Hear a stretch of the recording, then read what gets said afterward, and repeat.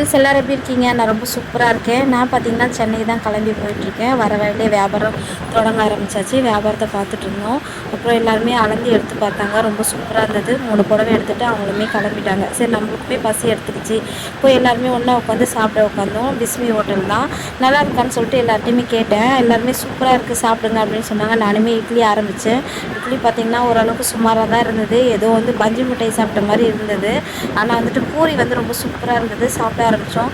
சாப்பிட்டுட்டு எல்லாருமே வந்துட்டு பில்லும் கட்டிட்டு அங்கேருந்து கிளம்பிட்டோம். சரி ஒரு கோயிலாண்ட போய் ரெஸ்ட் எடுக்கலான்னு பார்த்தா அங்கே ஒரு அம்மா உட்காந்து அழுதுட்டு இருந்தாங்க. என்னன்னு கேட்டால் ரொம்ப ஃபீலிங்காக இருந்தாங்க.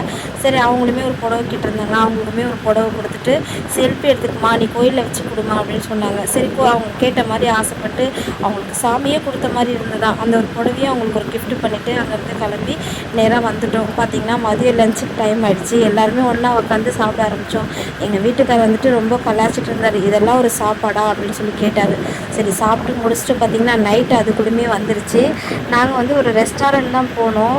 அந்த அளவுக்கு சொல்லிக்கிற ஒன்றும் ஒர்த்து இல்லை. ஏதோ ஒன்று சுமாராக இருக்குது. பசி நேரம் நைட்டு 10 மணி ஆகிடுச்சு. கிடச்சது போதும்னு சொல்லிட்டு சாப்பிட ஆரம்பித்தோம். அதுக்கப்புறம் பார்த்திங்கன்னா ஒருத்தவங்க ஒரு ஐட்டம் வாங்கினாங்க. நான் ஃப்ரைட் ரைஸ் தான் வாங்கினேன். எங்கள் வீட்டுக்காரர் வந்து முட்டை ஆம்லேட்டும் வாங்கினாங்க. பில்லு பார்த்திங்கன்னா 615 ரூபா தான் வந்தது. லாஸ்ட்டில் 715 ரூபான்னு சொல்லிட்டு பில்லு கேட்டாங்க. எதுக்கு எவ்வளோன்னு சொல்லி கேட்காமலே நாங்கள் வந்துட்டு அப்போது பரவாயில்ல சரி கொடுத்துடலான்னு சொல்லிட்டு கொடுக்க ஆரம்பிச்சிட்டோம். அப்புறம் எங்கள் வீட்டுக்காரர் கேட்டார் ஒன்று ஒன்று எவ்வளோ ரேட்டுன்னு. நான் ஒரு ரேட்டாக சொல்லிட்டு இருந்தேன்.